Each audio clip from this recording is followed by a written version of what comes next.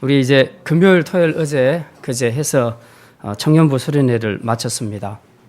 이번 교육기관 여름 행사는 주일학교부터 시작해서 청소년부, 청년부 이르기까지 거의 비슷한 주제를 다루게 되었습니다. 원래 예정했던 것은 아닌데 하다 보니까 주제가 다 같이 같은 흐름으로 가게 됐습니다. 그래서 제 생각에는 아마도 하나님께서 이번 여름에는 우리 교육기관 다음 세대에게 영적 전쟁, 거룩이라는 삶을 통해서 우리에게 말씀으로 깨닫게 해주시는 그런 기회가 아닌가, 그런 생각을 했습니다. 자, 일반적으로 영적 전쟁하면 우리 머릿속에 떠올리는 것은 주로 어떤 것들입니까? 막 귀신 들린 사람, 아니면은 무당, 엑소시스트, 막 이런 것들을 많이 떠올립니다. 그런데 이번에 우리가 다룬 주제는 그런 건 아니고요. 물론 그런 것도 영적인 겁니다만 우리 일상생활 속에서 겪게 되는 아주 크고 작은 그런 문제에서 우리가 겪게 되는 모든 그 삶 속에 사실은 사단과의 영적인 전쟁이 있다 하는 그것을 가지고 이번에 다루었거든요. 이 수련회에서 영적 전쟁, 믿음으로 승리하라. 오늘 설교 말씀 제목이 그겁니다. 이번 청소년부, 청년부 주제입니다. 자, 이 말씀 들으면서 도대체 목사님이 무슨 강의를 했을까 이제 굉장히 궁금해하시는 분들도 있고요. 또 얼마 전에 아마 우리 선물교회 밴드에 영적 전쟁에 관한 청소년부에서 제작한 그런 동영상을 보기도 했을 겁니다. 사실 이때 좀 써먹으려고 놔뒀는데 올려버려가지고 오늘은 그건 생략하겠습니다. 무슨 내용인지는 여러분이 밴드에 들어가시면 다 나와 있으니까 동영상을 보시면 되겠고요.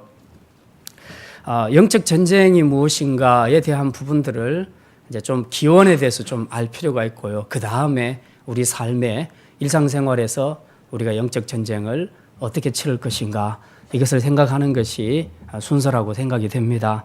먼저 간단하게 이제 좀 소개를 드리면 하나님이 세상을 창조하실 때 맨 처음에 하늘과 하늘에 있는 존재를 창조하셨습니다. 하늘에 있는 존재라는 것은 천사를 이야기하지요. 그래서 이 천상에 하나님께서 창조하신 존재들, 천사들 중에서 여러 가지 기능들을 맡고 있는데 그 중에 하나님을 찬양하는 그것을 맡고 있는 천사가 있었습니다. 그게 바로 루시퍼입니다. 루시퍼라는 이름 자체는 우리 한글 성경에 나오지는 않습니다. 그러나 우리가 그 원어 성경을 보게 되면 그걸 풀이를 하게 되면 이름이 루시퍼 혹은 루시엘로 그렇게 나오게 됩니다. 이 루시퍼라는 천사가 천사의 한 3분의 1 정도를 거느리고 천상에서 하나님을 반역하는 대반란을 일으키게 됩니다. 그래서 그 반란을 통해서 결국은 실패하고 이제 하늘에서 땅으로 쫓겨가게 됩니다. 쫓겨난 이 존재가 그 다음부터는 천사 혹은 루시퍼로 불리지 않고 그 이름이 사탄이라고 불리게 됩니다. 그래서 이 사탄이 자기를 따르는 졸개, 타락한 천사 3분의 1을 거느리고 활동을 하게 되는데 이 사탄을 따르는 천사의 무리를 우리는 마귀 혹은 악한 영, 에베소서에서는 이제 그렇게 표현을 하고 있습니다. 그래서 사단이 제일 대장이고 그 아래 타락한 천사의 마귀, 악한 영들이 있습니다. 이제 실제로 귀신이 존재하냐 안 존재하냐 많은 얘기를 하는데 귀신은 존재합니다. 확실하게 존재하는 것이고 우리는 여러 형태의 싸움들을 하게 되는데요. 이 사탄이 이제 쫓겨나와서 하나님에 대해서 이제 분노를 가지게 됩니다. 그래서 하나님이 하는 모든 일을 방해하려고 그렇게 계획을 세우는데 아무리 해도 하나님과 싸워서 이길 수는 없습니다. 그걸 너무나 잘 알기 때문에 이제 사탄이 작전을 바꾸게 됩니다. 그래서 하나님에 대한 직접 공격을 하지 않고 하나님께서 하나님의 형상으로 창조하신 하나님이 가장 사랑하는 인간을 건드리기로 한 겁니다. 그래서 에덴 동산에 뱀의 모습으로 가장해서 가서 이제 하와에게 하나님이 금하신 선악과를 먹도록 하지요. 우리 인간이 그것을 알아차리지 못하고 먹게 됩니다. 거기에는 두 가지 죄가 작용을 하게 되죠. 사탄이 일단 거짓말을 했고 그래서 정령 먹으면 정령 죽으리라 한 하나님의 말씀은 신뢰하지 않고 이거 먹으면 하나님처럼 될 거야 하는 사단의 말을 더 신뢰했다는 거. 그리고 두 번째로는 하나님처럼 실제로 되고 싶어 하는 욕망이 인간 안에 있다는 겁니다. 그래서 이 죄성, 이 교만함이 발동을 해서 결국은 하나님이 금하신 선악과를 먹게 됐던 거죠. 그래서 그걸로 인해서 인간은 진짜 하나님이 되었냐? 그렇지 않고 오히려 하나님께 형벌을 받아서 하나님과의 관계가 단절되고 그것으로 인한 형벌을 받게 됩니다. 그래서 남자들은 종신토록 일해야 먹고 사는, 지금도 가장들은 굉장히 피곤한 삶을 살고 있죠. 가족들을 먹여 살려야 되니까 힘듭니다. 이 모든 고통이 바로 이 선악과를 먹은 인간의 죄 때문입니다. 여자에게는 해산의 고통이 주어졌고요. 그리고 인간 사회에는 질병과 아픔과 시기와 고통, 또 다툼, 분열 이런 것들이 이제 우리 인간의 삶을 점점 더 고통스럽게 하기 시작했습니다. 이게 바로 영적 전쟁 1라운드입니다. 성경 전체를 보면 영적 전쟁 3라운드까지 나와 있는데요. 성경에서는 그렇게 용어를 쓰지 않고 제가 만들어낸 용어입니다. 이단이라고 하지 마시고. 자, 이 에덴 동산에서 사탄이 하와를 공격해서 무너뜨린 이 영적 전쟁. 이게 영적 전쟁 1라운드인데 이 전쟁에서는 사단이 승리를 하게 됩니다. 인간을 향해서 승리하게 되죠. 인간의 이 불신과 교만을 이용해서 사단이 승리를 하게 됩니다. 자, 그런데 이제 이걸로서 전쟁이 끝났냐? 그게 아니고 영적 전쟁 2라운드가 펼쳐지는데 이것은 하나님께서 남자와 여자와 뱀에게 각각 내린 형벌이 있습니다. 그 형벌을 주는 과정에서 뱀에게 내리는 저주가 있는데요. 이제 그 저주 중에 가장 핵심되는 것이 뭐냐 하면 뱀의 후손, 너의 후손과 여인의 후손이 싸우게 될 것이다. 싸워서 여인의 후손은 뱀의 후손의 머리를 밟게 될 것이고 뱀의 후손은 여인의 후손의 발꿈치를 상하게 될 것이다. 발꿈치를 상하게 되는 것과 머리에 치명타를 맞는 것, 어느 쪽이 더 불리합니까? 머리를 상하는 것이 훨씬 불리하죠. 그래서 여인의 후손이 뱀의 후손의 머리를 밟고 승리하게 될 것이다 하는 약속의 말씀을 줍니다. 왜냐하면 인간이 이대로 놔뒀다가는 전부 사는 이 생에서의 삶도 고통스럽지만 마지막에는 결국 영원한 죽음을 맞게 될 것이기 때문에 하나님은 사랑하는 인간이 그렇게 되기를 원하지 않으셨습니다. 그래서 그들을 건져내기로 구원하기로 결정하신 것입니다. 그리고 이 구원의 일을 약속의 말씀으로 주신 것입니다. 그게 바로 창세기 3장 15절 말씀입니다. 뱀의 후손과 여인의 후손의 싸움이 일어나게 될 것인데 서로 이 싸움 끝에 여인의 후손이 뱀의 후손의 머리를 밟고 승리하게 될 것이다 하는 그 약속의 말씀을 주셨습니다. 그리고 실제로 이 역사는 이루어졌습니다. 언제 이루어졌냐 하면 바로 십자가 사건에서 예수님께서 여인의 후손으로 오셔가지고 뱀의 머리를 밟았습니다. 어떻게 밟았냐? 뱀은 예수님을 십자가에 죽임으로 발꿈치를 상하게 했습니다. 사실은 예수님이 완패한 줄 알았습니다. 그런데 예수님은 죽은 지 3일 만에 다시 부활하셨습니다. 그동안 죄로 인해서 사망의 권세를 가지고 있었던 이 사탄을 향해서 이제 사망은 없어. 오직 생명이 있을 뿐이야. 그래서 죽음 가운데 부활로 이 생명의 승리를 사단에게 보여준 것입니다. 이렇게 함으로써 영적 전쟁 2라운드는 예수님께서 승리하게 된 것입니다. 이제 시기를 자세히 보면 에덴 동산에서부터 예수님의 십자가 사건까지를 성경에서 본다면 어느 시대입니까? 구약 시대죠. 구약 시대의 이 긴 역사가 결국 창세기 3장 15절에 구원의 약속을 이루겠다는 하나님의 약속의 성취의 과정입니다. 그래서 이 구약에는 많은 인물들이 나오고 많은 사건들이 있지만 그러나 그 배후에는 전부 여인의 후손과 뱀의 후손의 싸움인 이 영적인 싸움으로 이루어져 간다는 것을 우리가 알고 성경을 읽으셔야 됩니다. 예를 들면 이런 거죠. 가인이 아벨을 죽였다. 그러면 그것은 시기심 때문에 죽인 것이 맞지만 그러나 사단이 그 배후에서 역사를 하는 겁니다. 아벨은 경건한 하나님의 자손. 창세기 3장 15절을 기준으로 보면 여인의 후손에 해당됩니다. 그 계열에 해당됩니다. 그래서 이 계열을 끊어버리려고 한 거죠. 그래서 돌로 쳐서 죽인 겁니다. 그래서 자기가 이겼다고 생각했는데 하나님께서는 아벨 대신에 누구를 주십니까? 셋을 주십니다. 그래서 여인의 후손의 계통이 나올 수 있도록 계속 그 경건한 자손들을 하나님은 이어가시는 것이죠. 그 이후에 야곱과 에서의 싸움도 마찬가지고, 그리고 또 우리가 모세와 그리고 히브리 민족 전체를 멸하려고 하는 바로 왕의 싸움도 다 이런 것입니다. 어쨌든 하나님 나라를 건설하지 못하도록 이스라엘 백성들을 계속 억압하고 이게 없애버리려고 하는 것이 바로였는데 그 배후에는 사단이 있었다. 그래서 이 민족을 통해서 세상을 구원할 여인의 후손이 오지 못하도록 계속해서 사단이 그것을 막고 있었던 것입니다. 근데 그 전쟁에서 모세는 이제 이 영적 전쟁에서 하나님의 도우심으로 승리해서 결국은 이 백성들을 애굽에서 다 끄집어내서 가나안 땅으로 들어가고 거기서 하나님 나라를 신전 왕국을 건설하게 되는 것이죠. 그리고 이것이 시간이 지나면서 훗날에 여기서 예수님이 탄생하게 됩니다. 근데 사단은 또 가만히 있지 않죠. 드디어 정말 주인공이신 여인의 후손인 예수님이 태어날 무렵에 사단은 어떻게 했는가? 헤롯 왕이 베들레헴 지경에 있는 2살 아래의 남자아이를 다 죽이라고 합니다.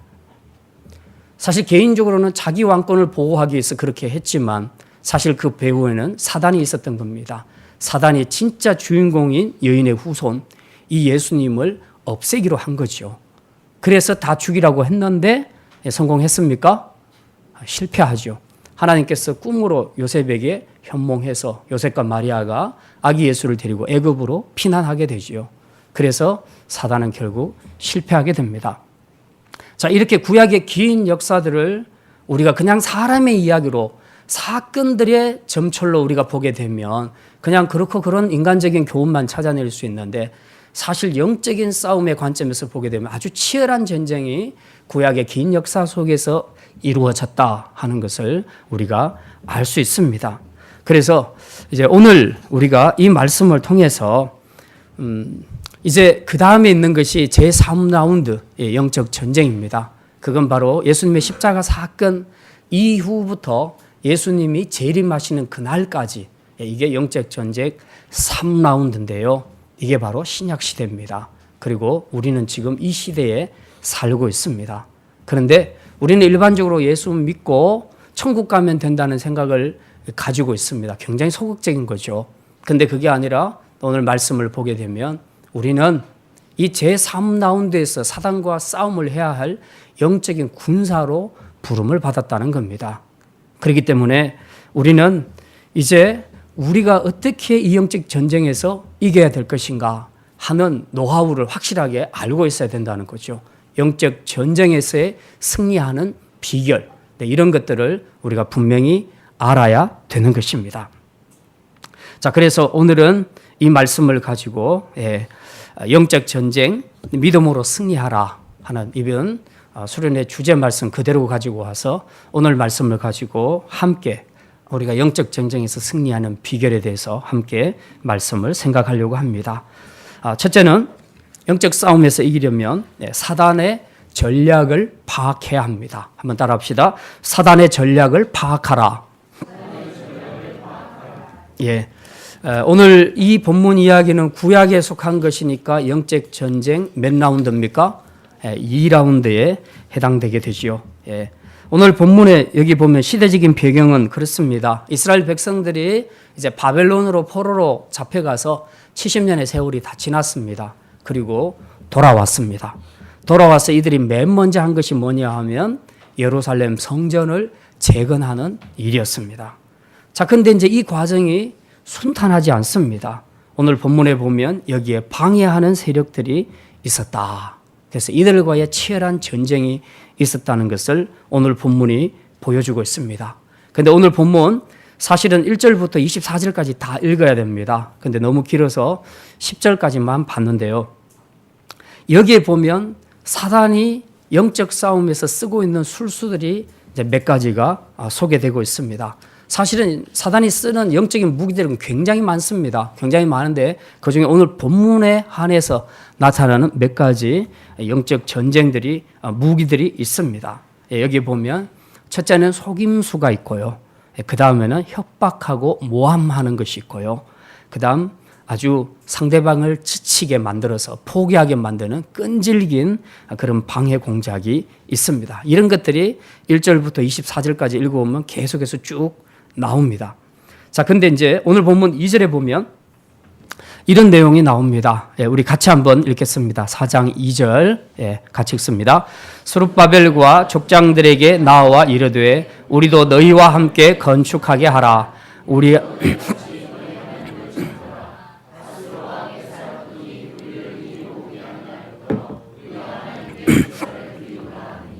무슨 말입니까? 지금 사마리아 사람들이 찾아와서 야, 너희들만 성전 건축하지 말고 우리도 같이 동참하게 해주라. 지금 그 이야기를 하는 것이 2절에 있는 내용입니다. 자, 이 말을 얼른 들으면 별로 나쁠 것도 없습니다.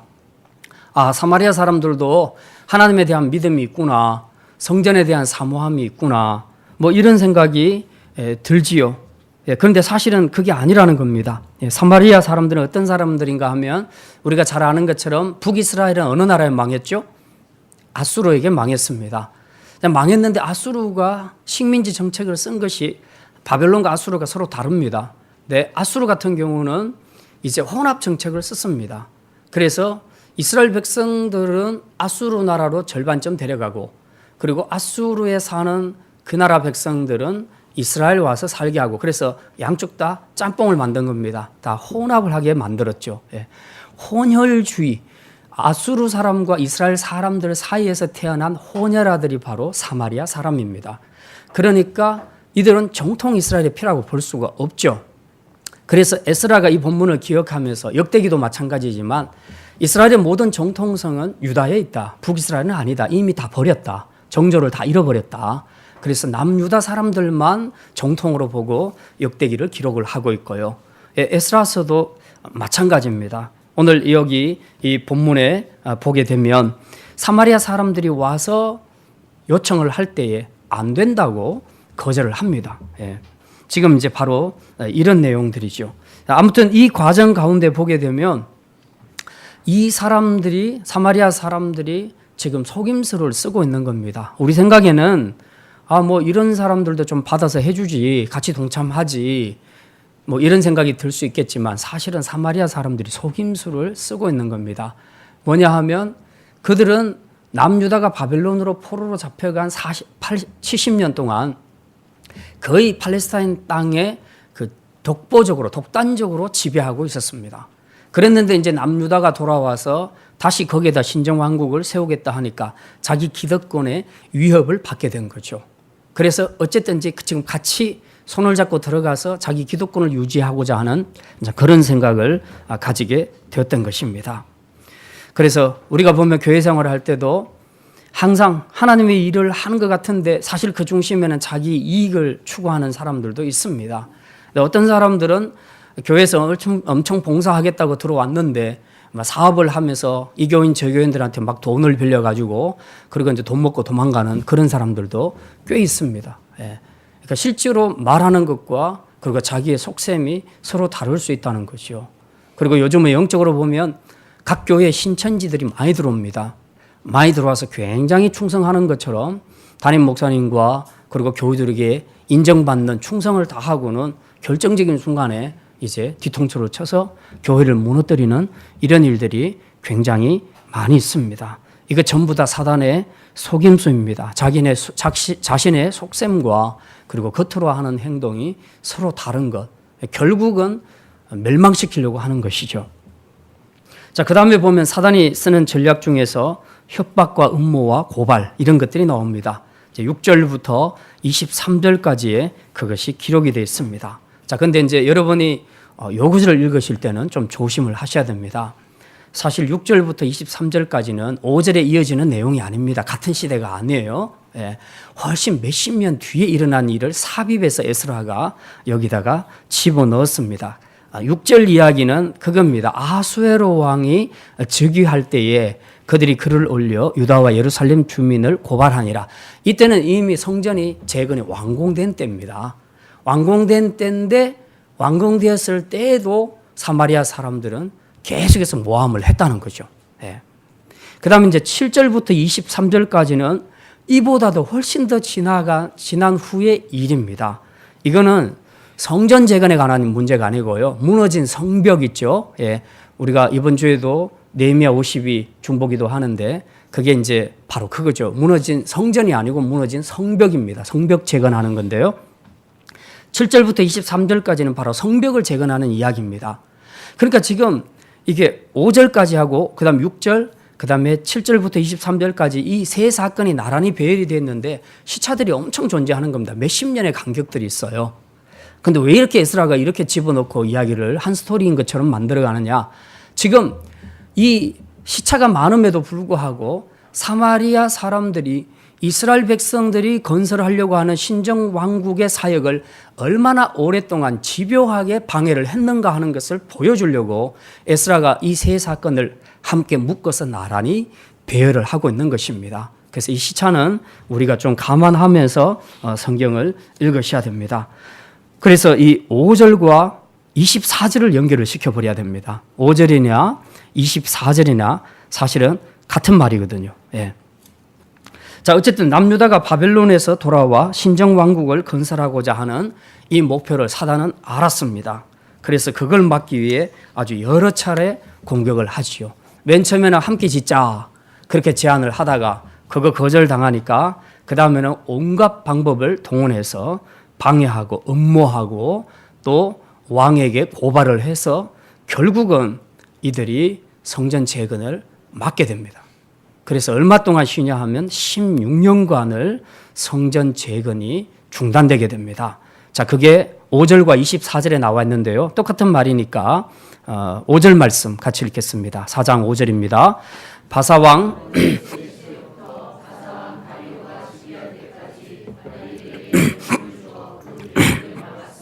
예, 그 똑같은 내용이 24절에 있는 내용입니다. 중단된 것이 다리오 2년까지라. 그래서 고레스 왕 제3년이 BC 536년입니다. 그리고 다리오 왕 제2년이 BC 522년입니다. 빼면 16년이 되겠습니다. 그래서 이 16년 동안 성전 재건이 중단되었다는 것이죠. 얼마나 사마리아가 사단의 그 배후에서 역사에서 얼마나 오랫동안 이스라엘 백성들의 이 거룩한 성전 사역을 방해했는가, 집요하게 방해했는가 하는 것을 우리가 알 수 있습니다. 자, 우리 가정도 그렇고 우리 교회 공동체도 마찬가지입니다. 우리 가정의 믿음으로 한번 일어서려고 하고 교회 공동체가 믿음으로 일어서려고 할 때마다 사단은 항상 여러 가지 방법들을 동원해서 우리를 주저앉혀 버립니다. 그동안 내가 힘을 내지 못하고 있었는데 자, 이번에는 내가 한번 힘을 내보자. 이번엔 내가 성경을 좀 읽어볼 거야. 이번엔 내가 좀 기도를 좀 할 거야. 이번엔 내가 좀 봉사를 할 거야. 그동안 내가 좀 너무 무관심하고 너무 침체되어 있었어. 그래서 결심을 하고 딱 일어서려고 하면 그때부터 사단이 이런 사건 저런 사건을 일으켜서 결국 내 마음을 심란하게 만들어서 결국 아무 일도 하지 못하고 주저앉게 만들어 버린다는 것입니다. 사단이 어떻게 방해했는가? 우리 4절 말씀 한번 보겠습니다. 이게 다음 주 요절 말씀입니다. 4절 말씀 같이 읽습니다. 이로부터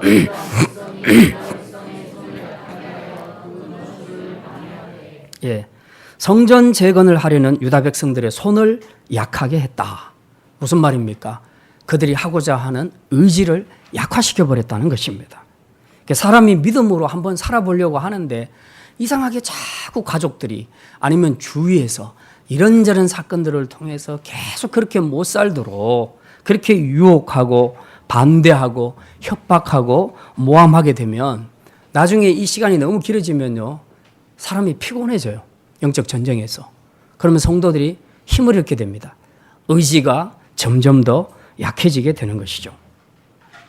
사단이 영적 전쟁에서 제일 많이 사용하는 것이 우리를 지쳐서 나가 떨어지도록 만드는 겁니다. 이번 청년부수련회에서 아주 격렬한 토론들이 이루어졌습니다. 4가지 주제를 가지고 저는 이렇게 활발하게 토론을 해보기는 처음입니다. 우리 청년들이 말도 잘하고요. 생각하는 것도 많고 또 아주 날카롭고 예리한 지적들도 굉장히 많이 있었습니다. 자, 이 과정에서 나누는 과정에서 우리 청년들이 실제로 영적으로 어떤 부분에서 고민하고 있는지 또 구체적으로 어떤 싸움을 하고 있는지 또 어떤 부분들을 가장 힘들어하는지 이런 것들을 이제 발견할 수가 있었습니다. 이제 그 과정에서 정말 눈물을 흘리는 그런 지체들도 있었는데요. 근데 그걸 보면서 참 저는 그렇게 생각했습니다. 참 귀하다.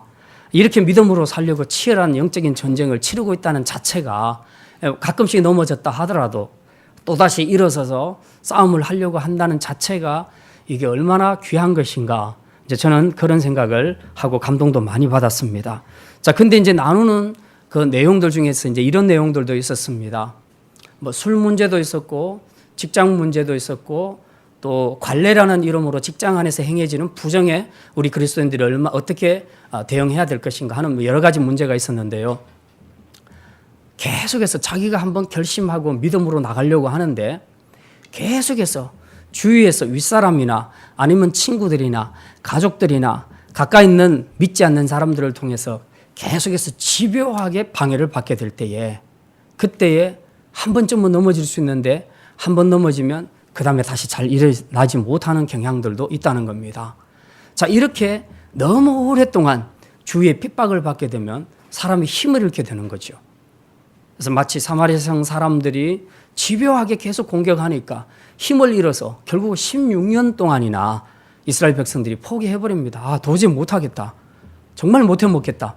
포기를 하게 되죠.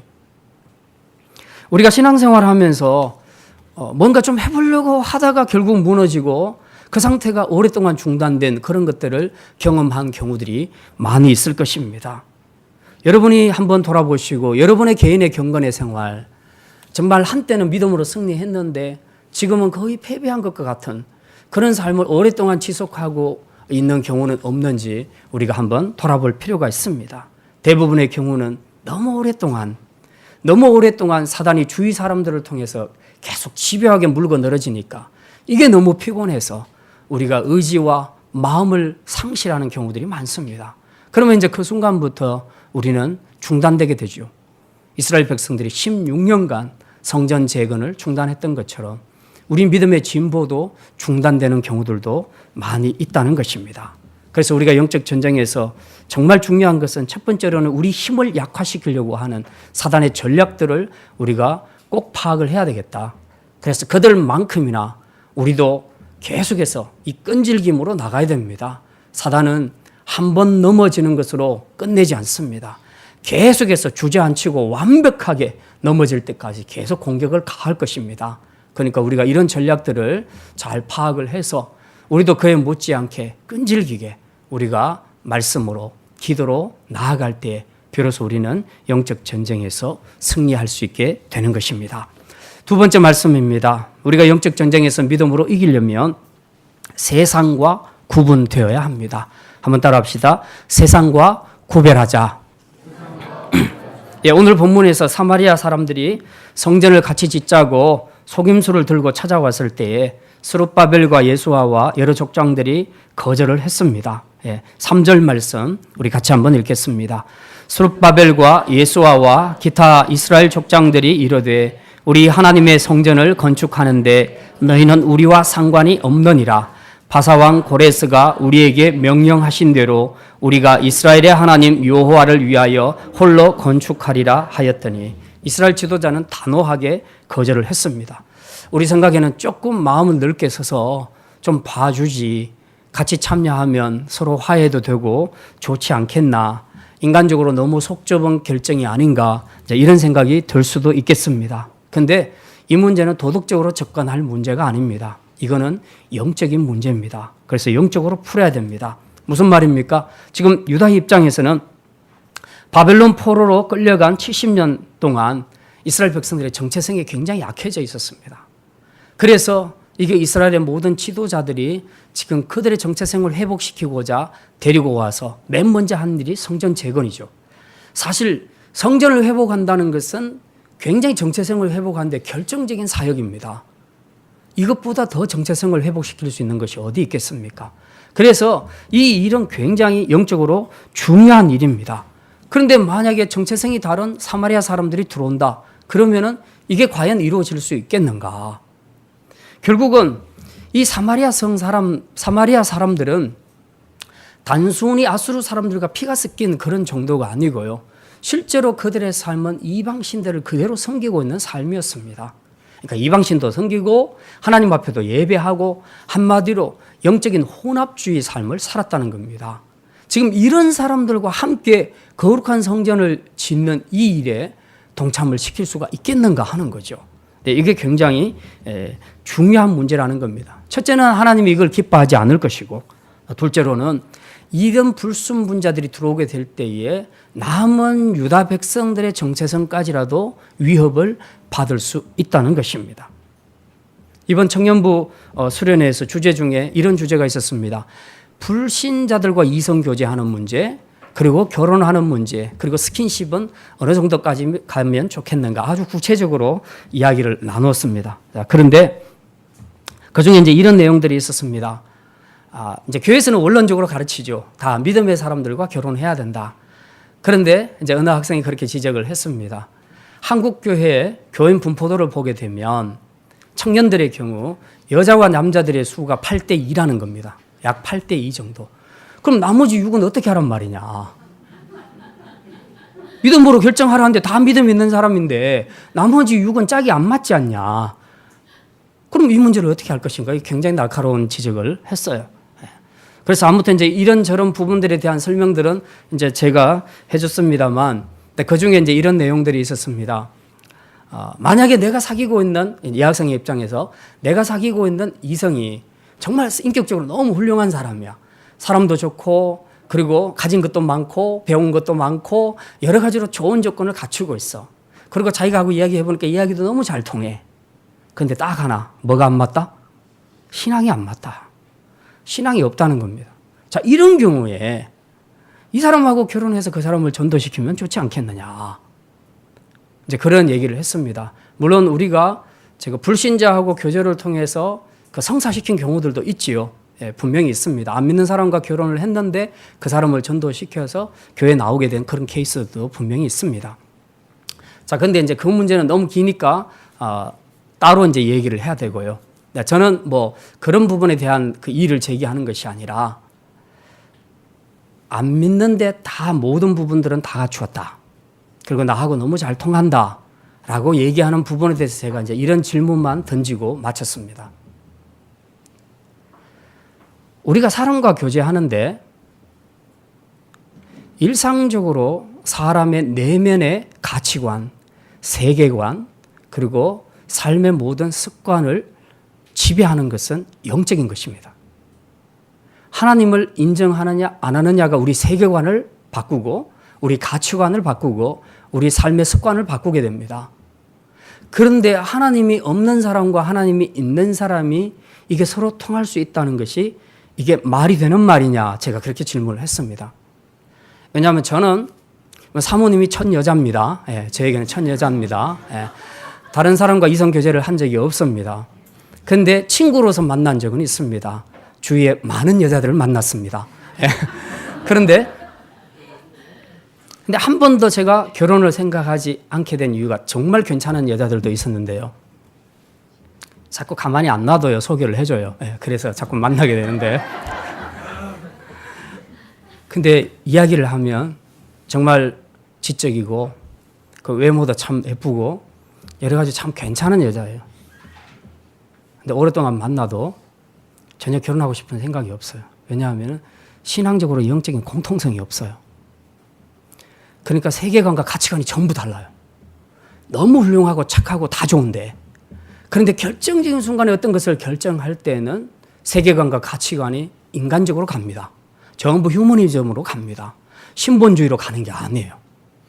그러니까 이거는 절대로 극복할 수 없는 문제예요. 그 사람의 신앙이 바뀌지 않는 한, 아니면 내가 하나님을 포기하지 않는 한은 절대로 이거는 이 문제를 해결할 수 없다는 것을 제가 깨달았어요. 그래서 저는 안 믿는데 내면이 잘 통한다는 말은 지금도 이해를 못합니다. 저는.